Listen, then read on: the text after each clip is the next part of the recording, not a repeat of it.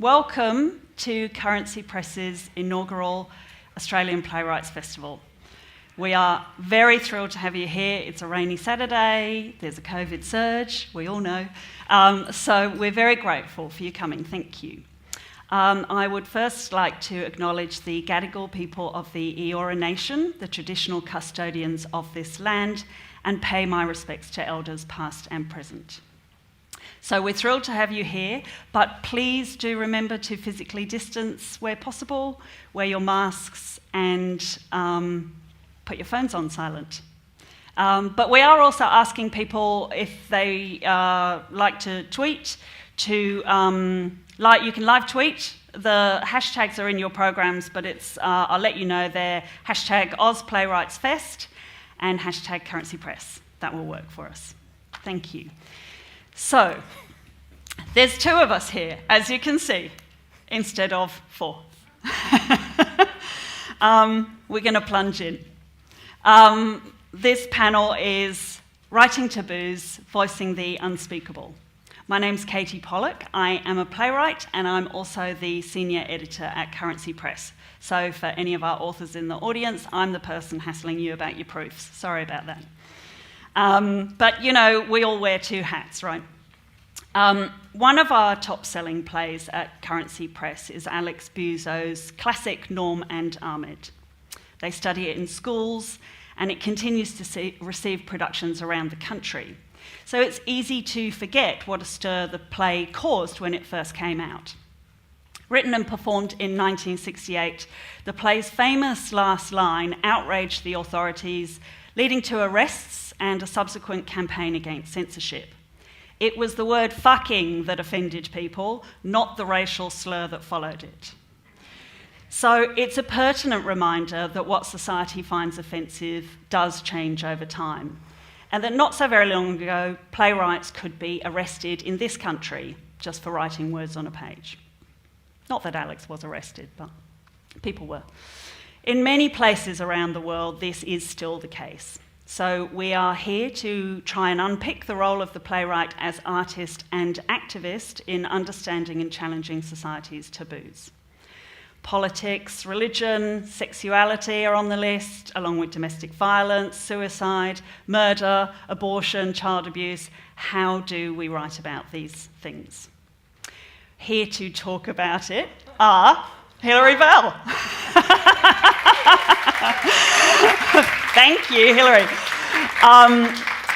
Lachlan Philpott is due on our panel. We're hoping he'll make it. James Alazzi, unfortunately, has come down with COVID, so we wish James a very speedy recovery. Apologies for checking my phone now and then, but I've got a text from him saying that he may be able to shoot something through to us to read out, so that would be nice. Excellent. Well, look, I'm going to introduce Hilary, and I'm actually going to introduce Lachlan as well, because I'm hoping he's just going to stroll up on the stage at some point.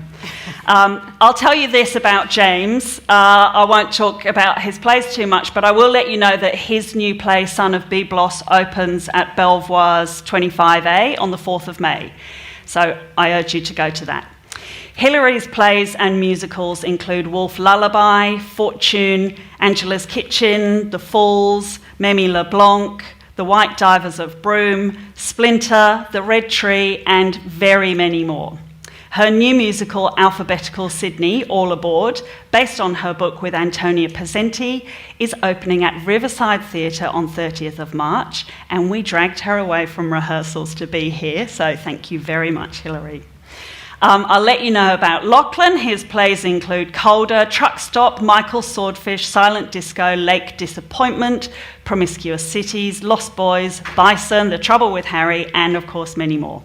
His play M-Rock, which ATYP produced to sold-out audiences in 2014, is opening in a new production at ATYP's brand new Rebel Theatre on 25th of June. So please welcome Hilary and in absentia, the others. There we go. And we may throw it open to some of you, because I know we have a lot of practitioners in the audience, so please think of your own experiences or questions. So the first thing I wanted to ask, actually, is there anything that's still taboo? Because if you say no, I know. then we can just leave now and all get a coffee. I must say, it does feel a little bit weird to be rehearsing a musical called Alphabetical Sydney, All Aboard, and now to be on this panel talking about writing taboos. Yeah. So I just have to kind of switch gears in my brain and think about what that was like. I've been thinking about that question, Katie. I think that's a really good question. What can we not write about? There's a panel coming on later today that talks about whose stories can we tell, and I think it would be great to kind of separate those because that's a whole other ant nest. But I think, I don't know, I mean, and I'd love to hear also from the audience, but to me, I think there's nothing that you can't write about. Where the taboos come in is how you treat those subjects. Did anybody see Cloud 9 at the STC a few years ago? I thought that was kind of fascinating because it was written in 1979. And the thing that really struck me was there were, it's all these different scenarios examining sexuality. And there was one scene where a little boy has a monologue about being attracted to his friend's dad. And there were audible gasps in the room. That is just a place. It's not that we can't talk about pedophilia, but you can't show a child who's up for pedophilia. And then in that same play, there was treated with the same kind of remoteness in a way and lack of judgment. There was a threesome involving two siblings, and there was a lesbian couple. And of course, there might have been a flutter of scandal back in 1979, but now you don't even kind of notice it. So I think that's kind of fascinating how mores change over the decades and the things that were once scandalous are not anymore, and vice versa. And I guess I'm thinking also of a play of mine that I wrote. It was called Shot While Dancing, and it was a boulevard comedy about incest between a father and a daughter. And it's never been on. Isn't that weird? But so I lived in America for a long time, and where they're quite a lot more puritanical than here. And that's where I wrote it. And it did the rounds, and it had some workshops, and it went to some festivals and things like that. But what was always so fascinating to me in the Q&As afterwards, people would say, but they don't get punished. And I'd say, well, no, it's a comedy, and I think that's why it never got on, because this father and daughter fell in love, had an affair, left their partners, and ended up together. And I think people just were really upset that there was no comeuppance for this kind of moral transgression. So, yeah, I mean, that seems to me to be the case, that there's a lot of things you can talk about, but you're expected to treat them in a certain way, and that way has to reflect the morality of the times that we're living in. Yeah, I think that's right. I mean, there was something we were just talking about before. So Currency Press just published a play by Katie Warner called Grace that was on at Red Stitch in Melbourne. So I'm just going to give you, I'm afraid, a little bit of a plot spoiler. So sorry if it comes up here. It's a very, very good play, and there is a woman in the play. One of the questions is about choosing to give up your child for the sake of your career.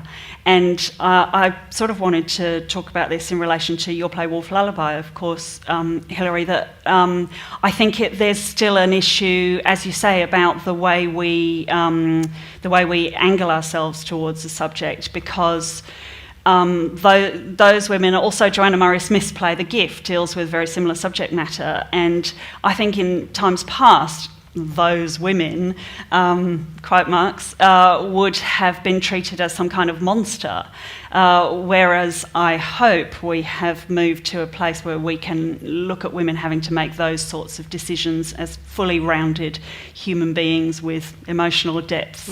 But, I mean, how did that play out for you with Wolf Lullaby? What year did that first get its first production? 96. 6, I think it was. Yeah. Was there any kind of backlash against the mother character in that play? No, there wasn't really. I mean, I think what I was nervous about when I wrote it was that I was asking the audience to feel some sympathy for a child who murdered a toddler. And I thought, I'm just going to get crucified for this. But amazingly, most people were willing to go there. But the question of the mother betraying her child, if you want to call it that, has never come up really. But just to kind of further talk about the subject that you raised, I think, that's what theatre can do, and that's why it's so important. One of the many reasons it's so important is you've got your audience, they're captive for a couple of hours, and it's not just like reading an article in the Herald or a sound bite on Twitter. It's you take them there and you show them these are the conditions in which these characters are living. This is what they're coming from. This is the thing that they do, whether they're horrible human beings or there are so many pressures on them that they have no other choice. And then these are the consequences. And you can look at it from every facet. You don't just see, the headline. And hopefully, it can sort of engender some empathy in audiences. They may still go, well, I would never do that, and I hate that character for doing that. But that's fine, at least if they have some understanding as to why that character might have chosen that path. And actually, I think that idea of the likability of the character often comes up. Is the character likable in your workshops and stuff? Is the character likable? And I just want to go far out. Who cares if they're likable? Are they interesting? Yeah. Are they doing something that you want to watch? Yeah, that's right. No, there must be another writer doing that. Hilary, do you think it's the writer's job to reflect current thinking or to push into spaces that audiences might not quite be ready to go, to push the agenda somewhat? I think the latter. I think, there's no point reflecting what we already think and feel because we already know that. I think, and there's certainly a place for that too, and that's fine. That's a particular kind of show.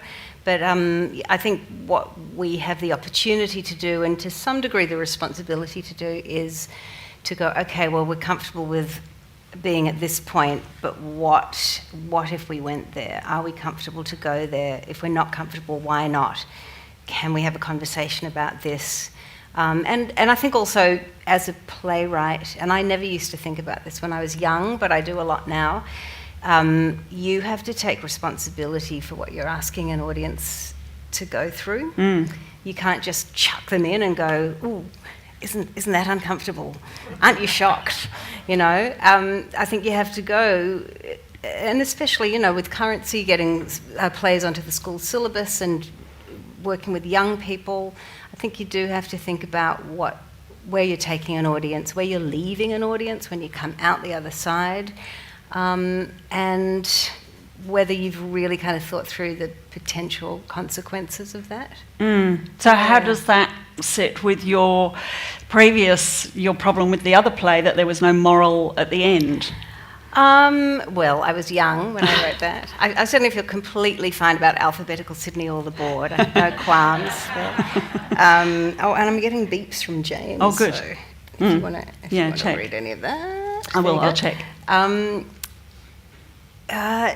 So Shot While Dancing. Look, I think the tone of it was so kind of cavalier. It certainly wasn't saying, hey everybody, incest is fantastic.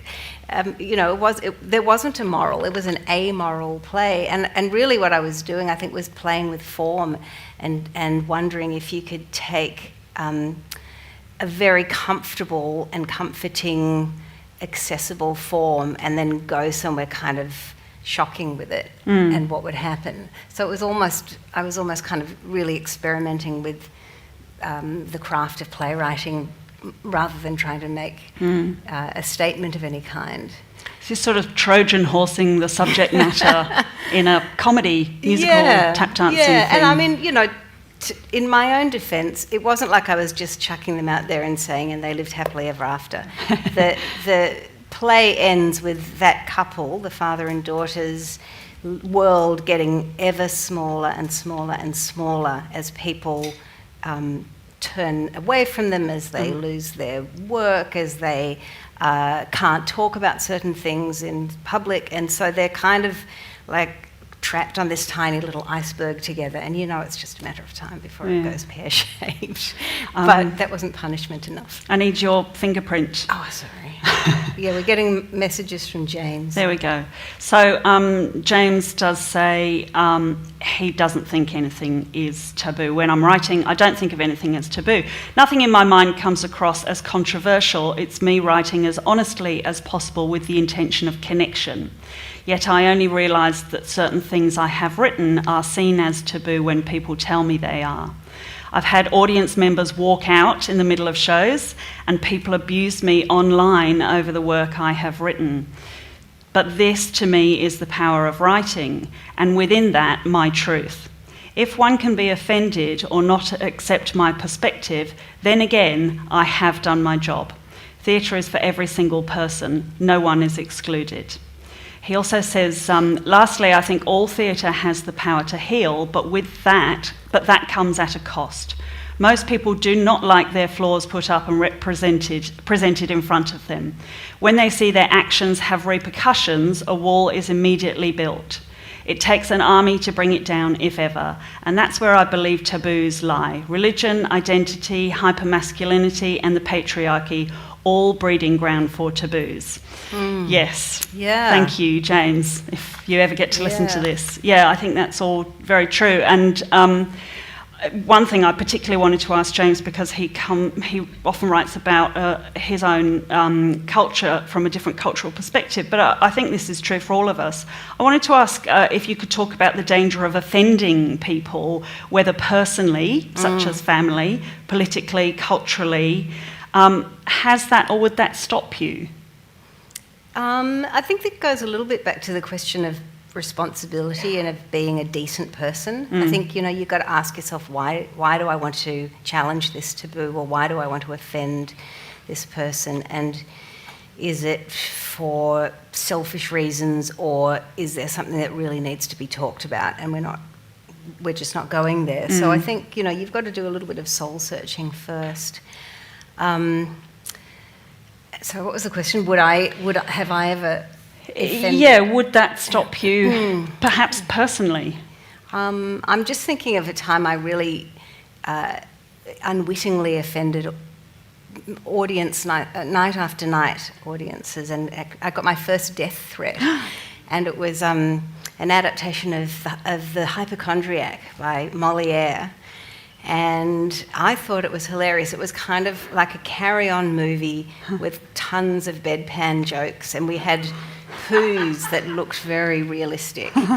And we even had an enema scene where it got squirted. Paul Capsis is laughing. Squirted all. It didn't go on the audience. We were going to do that, and we were going to have raincoats in the front row, and we thought, maybe we shouldn't. But I'd go to the rehearsals and the tech, and I'd just laugh and laugh and laugh, and I was so excited about the first preview. And the actors told me that at interval a lady had made her way. It was at the Darlinghurst Theatre and the Eternity, which is quite hard to get to the dressing room. You have to go behind the bar and then walk downstairs and across all these beer kegs and find the dressing room. But a lady did that. And she said, and they all thought, oh, this poor lady, she must be lost, or she's here to tell us how wonderful we are. And she said, you're all doing very well, but that writer, and she drew her finger across her neck, and she said, she should be killed. This is disgusting. And I think it was, it was Molière, and she'd come expecting powdered wigs and fans, and she saw Darren Gilshan in a hospital gown with a swirling bedpan of poo. So, and yeah, the reviews were, well, I'd say they were mixed, and that's the kindest thing I can say about the reviews. But yeah, it baffles me still to today, and I guess that's a taboo I hadn't even really thought was a taboo. Right. Interesting. How realistic the poo looks on stage. 10 o'clock on a Saturday morning, folks. You had your coffee. Yeah, I mean, I'm thinking about, in terms of personally, the day job I did before I worked at Currency Press was I worked at the Child Abuse Royal Commission as a narrative writer there. And of course we heard terrible, terrible stories. And that is something that I have, it's in me now, it always will be. And it's something that I feel a duty to write about. But to do so, I will have to go into a personal story that will be incredibly offensive to my parents. So I kind of have to balance up this idea, you know. I mean, there is, fortunately, they live in England, so maybe I'll just do the play and they'll never know. They've never seen anything anyway. Do you feel compelled to tell that story? I do, because one of the things that happened with the Royal Commission is that there was an interim report published, and there were a few of the stories published at that time. So people would come to private sessions, tell their story to the commissioners, and then the narrative writers would turn those into sort of digestible stories. And even then, there's a lot we had to leave out because it really was just too horrific. It was graphically awful.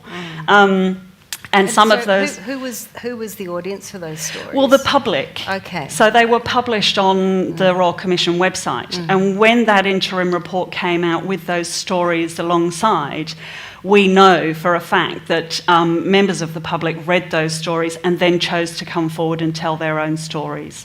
And in the end, we had 8,000 members of the public come and have private sessions with the commissioners, and we were only able to publish 4,000 of those stories, but they're all up there online, available to read. And it's horrific. It's awful. But I do feel a responsibility to tell it, because I think there is this thing that unless you... It goes to the representation we're all trying to address in theatre at the moment. Unless you see your story or hear your story on stage or on film or on TV, you often don't know that that story can be told. Yeah. You think that, especially in that sensitive area, I think there's so much shame attached to it that people feel they couldn't possibly speak out, for the whole world will turn against them. And it was only when they read some of those stories from other people that they felt they were able to share their story, and then as a result, of course, felt, for some people, yes, it was re-traumatising, but for many of them, there was an unburdening for them.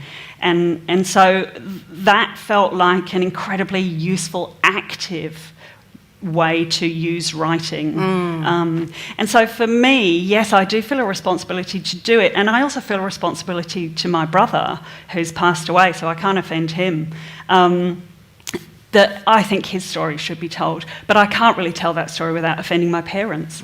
So, you know, it's a tricky one, I think. And I did actually want to ask you as well what the dangers are of delving into personally challenging spaces, like how you protect yourself. Yeah, well, I think, it's a little bit linked to the first question, which is you really have to go, why am I telling this? How important is it? What will I get out of it? What will other people get out of it? What damage could be caused? And are the benefits going to outweigh the damage? So if you've done all of that and you've decided it's really important to do it, you're going in goodwill, and you'll always have your demons and your critics and the part of you that's going, what do you think you're doing? But the wonderful thing about writing, as opposed to acting, is everything you do, you can do in private. So you can write an absolutely shocking, horrifying, outrageous scene, and then you can hit delete, or you can screw it up and throw it in the bin, and no one will ever know it. Whereas actors have to just get up and do it in front of other people, even if it's just a rehearsal room. And I love that kind of having that escape valve. And I have found that, and it's quite sort of liberating to just go, okay, what are you so afraid of? What will happen if you just write it down as a scene, do it, and see what happens, and then chuck it. And first of all, it takes the heat out of it, I think. When you put it down on paper, you've transferred something here onto the page, and that shame is gone from you. and you've created this incredibly powerful scene a lot of the time. I'm just thinking of an example where I wrote a play called The Splinter about 10 years ago, and there was a scene in it. So it was just very briefly. It's about a child who's disappeared and then mysteriously turns up 9 months later, and the parents are not sure. One of the parents doesn't think it's their child, and the other one is absolutely convinced it is. And I forgot how old she is. I think she's 9. I think she's 9. I think she's 9. But there's a scene where the mother is doing everything she can to bond with her, perhaps, daughter. And so I wanted to write a scene where she breastfeeds this 9-year-old child. And I thought, oh, can you do that on stage? And what about the actors? And what's that going to look like? And what will the audience do? Oh, I'll just write it. And that's a kind of a weird taboo that you don't really think about. Seeing a large child being breastfed. Yeah. And it was, I took it in. First of all, I wrote it, and I thought, oh, okay, well, look, not many people have to see it. I'll take it into the rehearsal room and let's just see. And it was really powerful. And fortunately, that large child was a puppet, so that also kind of helped to kind of take the sting out of it. But it was really shocking, and it looked really realistic. And we had a puppetry director, so you got the kind of, the movement right. But it was the best scene in the play, I think, really, because it was something we'd never seen on stage, as far as I know. And it said so much about what that mother was willing to do to bond with the child, and it absolutely freaked out the father, who was already starting to think this is some usurping changeling that's come into our lives. Without any words being spoken, just that image was really powerful. But yes, it came from me going, oh, no, look, I think that's just a bridge too far to, yeah, because there's a sort of physical revulsion, really. There's like... Yeah, interesting. What have you faced gatekeepers, kind of telling you can't write that stuff? Yeah, I mean, I guess I'm thinking to Patricia's speech last night. I'm sure many of you heard it. Wow, thanks, Patricia, amazing. But that idea of writers having to be risky, and that theatres are no longer willing to take on those risks. And have you had that experience of gatekeepers kind of going, no, too much? No, I haven't really. Sorry, I've got nothing else to say to that question. But I mean, I've been rejected for all sorts of other reasons, but I don't think for being so kind of close to the line that it's just not on. Yeah, but I all I can think of is that the treatment question of taking a subject matter that could be risky and treating it in a way that's not palatable or not fashionable or not part of the it's that angle question, narrative. Isn't it? Yeah. And so in terms of, because you've got Alphabetical Sydney coming on, you have written other works for young people, and of course Lachlan has written very many works for young people, but do you think there's anything that there's a line there between theatre for young people and theatre for adults, where there's some subjects you simply can't go into for young people? That's a really good question. I mean, again, I think it maybe comes down to the treatment of them. Funnily enough, The Splinter was, I was asked by the Sydney Theatre Company to come up with an idea for a kids' show, and that was what I came up with. and so that was an example of a gatekeeper saying no, but she did say, but hang on, we'll come back to you in a few weeks and after we've discussed this. And it went on for grown-ups. But I don't know. I mean, yes, I think maybe the responsibility when you're writing for young people is even greater, because you really don't want to just dump them in the shit and say, sorry kids, that's what the world is like. You have to guide them in some way. And I think whether you're writing dark stuff for adults or children, it's got to have something beautiful about it. It's either got to be funny, or it's got to have, like with The Splinter, to me what was beautiful about it was it had this kind of spirit world, which we invoked in the STC production with the puppetry, and then in the Griffin production with the absence of any child. There was no puppet or anything, it was just an empty space. Or with the language, or with the singing and dancing, or whatever it is. But I think, you know, it's just kind of sadistic to chuck people into an unrelentingly horrifying place, especially kids. And I think, you've got to find some way of giving them some sliver of hope. And also, I think a play, you know, if you don't have some lightness, then you've got nothing to contrast that darkness with.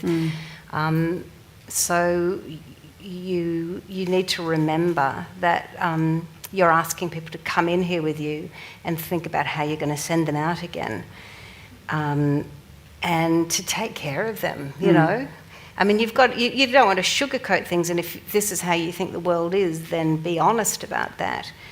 But yes, I think especially for young people, you know, even if it's, so what are you going to do about it? So how are you empowered to challenge this? What are you going to do in your personal life to not perpetuate this? Yeah, I remember listening to Finn Crookmeyer talk about this, and I think his sense was that you have to give the young people a sense of agency, that they're exactly that, not leaving them in a hopeless state, but that they have the power to change the world, which of course they do. And I was reading a fascinating article, and I'm so sorry I can't remember the writer's name. She wrote a play called Us/Them about the Belsen kidnapping. There was about 1,000 people held hostage, and about 300 people died, and about 800 of the hostages were children. And she wrote it as a play for young people, but she said that the way to do it was to tell the whole story through the eyes of the children. And so there wasn't a kind of adult moralistic or sort of horror question of it.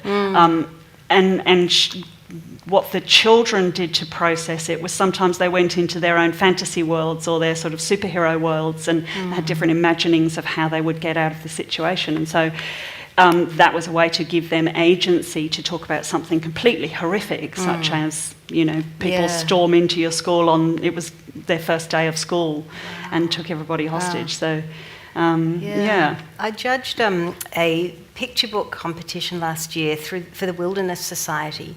And it was all the books, you know, obviously dealt with climate change, and they were for kids, small kids.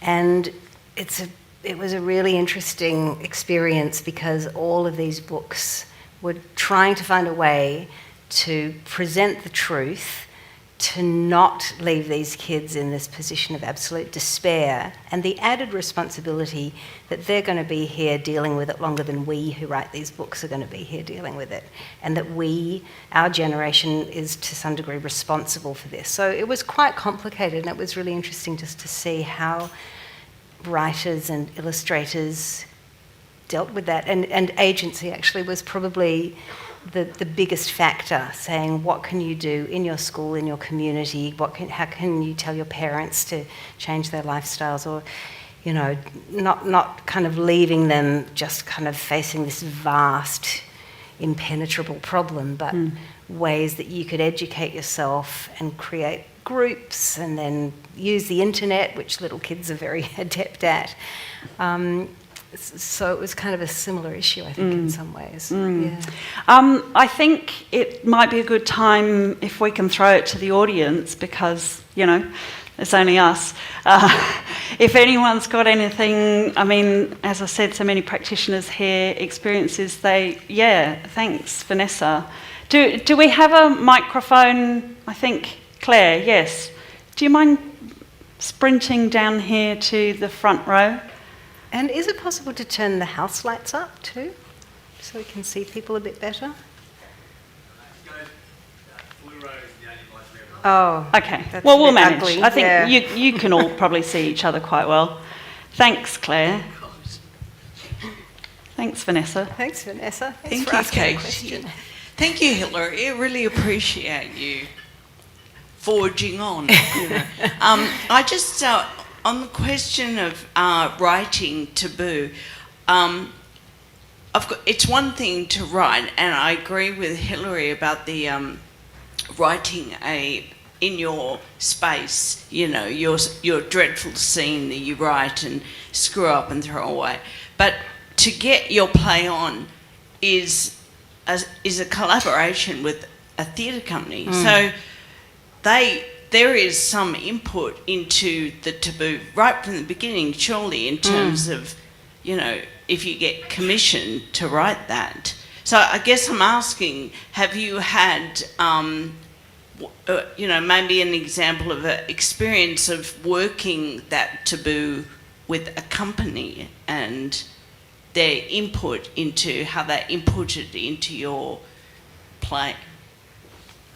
Is that a question? Do you mean how you broach it in the first place and then bring them on board? I think there are many different ways to work with companies to, you know, produce a play that may be, you know, looking at taboo. So I guess I'm asking, what is a really good way or a positive way that you did that? I think you probably have the answer, Vanessa Bates. Have you had that experience? No, I'm asking you, Hillary. It's totally unfair. To be honest, I can't really think of an instance of that happening. So, what about you, Vanessa?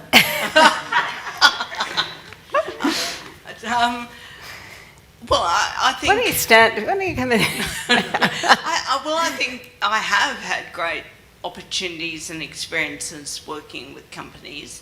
And I think as a writer, you need to feel supported and you need to feel that the people you collaborate with are on the same page or are asking the questions that ultimately will get the best play, the best experience for the audience. I think that's interesting too, that connection with the audience and who are the audience, what do they expect or want. And then as the third part of that triangle, the company and what they want and what they expect. But is that really a scenario you can only really know all the moving parts of the puzzle if you're in a commissioned play? If you're just sitting in your room writing your play, as many of us do, and then going, anyone want to buy my play? You know, comb, packet of condoms. Indeed. Are you more likely or not to write a play that you know is taboo if you're flogging it out there? Yeah. I'm finished now. I'm finished. Right? Someone else. Have a go. Somebody else. Yeah, I mean, I think also there is that sense, isn't there, of with things like writing competitions, there is a sense that you need to write something quite shocking to grab the judge's eyes. I think, you know, writing a nice play is, it's nice, but you really want the judges to be going, what? That's outrageous. But is it well done? As Hilary says, I suppose it's how you do it. So, I mean, I think, like, there is that, of course, we can't deny, there's the element of marketing as well. I mean, you look at XXX, Glace Chase's play at the STC. I'm sure Glace would have had significant trouble getting that on, if not for a close relationship with Paige Rattray directing. I mean, to persuade the STC to, I don't know how many of you here saw that play, an excellent play. And frankly, you know, a story we have not seen on stage before. And would have been, I'm sure, impossible to get on 10 years ago, no chance, right? I mean, Paul, what do you think? Can you speak to that experience of seeing that play and that whole taboo subject? Yeah, well, just because you're nodding and... Yeah, no, I saw it, and I agree to see a play presenting those subjects now. I mean, there were gasps the night we went to see it at the STC. But how explicit, I guess, that was the interesting thing, how much sex we got on stage, and Yeah. seeing a trans person, woman, being as bold and as forthright and showing the things that, you know, not being afraid to show them. But I can speak a little bit to the thing you were talking about before, about Angela's Kitchen, and after the play about my maternal Maltese grandmother, and some of the responses I got in the foyer from people, a number of people, and I've never forgotten those responses because they were so strong. You know, because I showed my grandmother as a working class Maltese, proud, hard-working woman, and part of my memory was the sweeping and the spitting on the floor and whatever. But I remember Maltese women coming up to me in the foyer afterwards and saying, how could you show your grandmother doing this disrespect? And one woman coming up to me and saying, your poor mother. Because my mother in the play has a small part, because the centre of my story was my grandmother Angela, and the kind of responses and other people saying, my mother said, if you ever write a play about me, I'll kill you, you know, these sorts of responses. So Yeah. Well, how did you deal with that then? I mean, how was it with your mother? I don't go into foyers anymore. Yeah. I've stopped. Fair enough, yeah. No, because I did a tour of the play, and the thing of, you know, coming out and people waiting for you. I mean, there was a very interesting thing that happened in Canberra with a Maltese woman, and that was during the show. In Maltese, she told me off. She said, stop, in Maltese, enough now.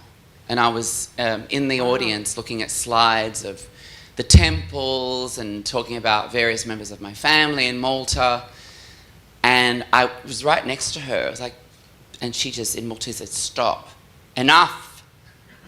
And I was like, I wanted to talk to her because I thought maybe she was a relative or something. One of the Cassars had turned up, Troy Cassar-Daley's family. I don't know, but I wanted to speak to her after the show, and I ran out of the theatre when I used to go into foyers, and she wasn't there. So, I mean, that was, I think it's that thing of self-protection, because after doing a long tour and then getting those kinds of responses, I mean, the majority, 95% was positive and fantastic, but there were those heavy, you know, kind of, how could you do this, and how could you show your family like this, and you know, you don't respect your family, and you don't respect your mother and your grandmother, and she wouldn't like you to say these things about her, you know. So, so I thought Triple X was one of the most exciting things I've seen in the theatre for a while, I guess. Yeah.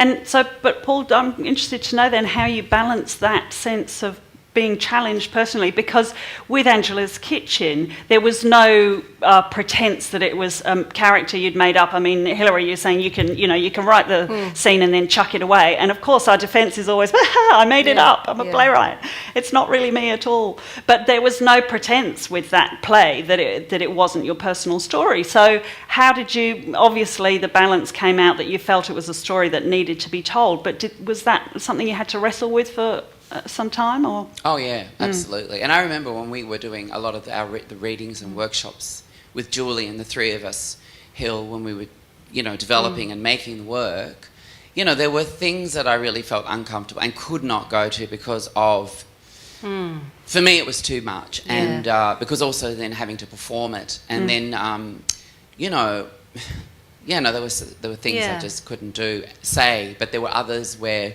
you know, Julian was very adamant that, you know, to create a piece of truthful theatre. And for me, the interesting thing was once we got past the technical side of performing it in the rehearsal room, which so the task of learning the text, even though, you know, it was a lot of it came from talking about my family, then it was the emotions that hit after that became the challenge. And it got in a sense that got worse over the years. So leading up to the last time I performed it in 2017 in Malta, as I went on with that play, and 2 years after the initial production at Griffin in 2010, it got harder to do because of the personal aspect of it and the conjuring up my grandmother, who I missed more as time went on. So that became more difficult. And then I'd break down a lot on stage. Julian would say, that's okay, you just deal with that. And so the thing with that response from people was, I guess I took it, was to have that kind of direct response from people. And, like it was a shock. But then it made me more proud of my grandmother. Like people said, how could you show your grandmother doing that? Like, I'm proud of my grandmother. She was a hard-working woman, and I love her unconditionally. So it fueled you. It gave you more fire than... It fueled me, but over time as well, that thing of not... and so now it's a thing I don't really like to go into the foyer after show. I don't want to hear whether you liked it or whether you didn't like it. I mean, it's that thing of, well, it's out there now, and, Thank you for sharing that, Paul. Anyone else? I think we've probably got time for one more. Yes, thank you. Thank you. Touching on what is still taboo and how you should leave your audience. As Katie has had experience, I was a child welfare officer, and I used to place children for adoption, and also dealt with domestic violence in certain instances there as well. And I saw Once Were Warriors, Alan Huff, I think his surname was. I did see it as a film, and I think that portrayal of continual violence, which of course you can't really do realistically on a stage, I suppose. I think that possibly can be a taboo, but I couldn't stop crying for 10 minutes after I saw that film. And I did watch it on television at one stage recently, and I couldn't finish watching it. I mean, that affected me greatly, and I know it was a story that the New Zealanders felt they had to, that he felt he had to tell, but that's, just my personal experience. Yeah, I mean, it does speak a little bit to, as you said, Hilary, the idea of responsibility. And I guess I was going to ask, but I think you've sort of answered this, that, what's the artist's responsibility? Is our responsibility first to truth and to our art, or is it to our audience and how they might feel? Do we sort of somehow negotiate some tricky line between those? Yeah, I think it's different for every play that you write, I think, again, you've got to start by going, why do I need to tell this? What good will it do me? What good will it do an audience? What harm might it cause? And is that useful to cause that harm? Because a lot of the time it is, especially with political plays, you want to be looking at changing things. But yeah, I don't think there's really kind of a blanket answer. And it's always going to be a bit of both. Like I remember with Angela's Kitchen, Paul, essentially everything in it was true, but there were certain things where we changed people's names, because who cares if it's their real names or their fake names, except for those people who are alive and going to come and see the play. So, there's moments of where it's really important to just be completely honest, and other moments where you can kind of finesse a detail or two because it doesn't affect the truth of what happened. Yeah. I think there's a lady. Yeah. What do you think of trigger warnings for the audience? Oh, great question. What do we think of trigger warnings? Let's have an audience vote. Yeah. Who's in favour of trigger warnings? Arms up. Some? Who's against?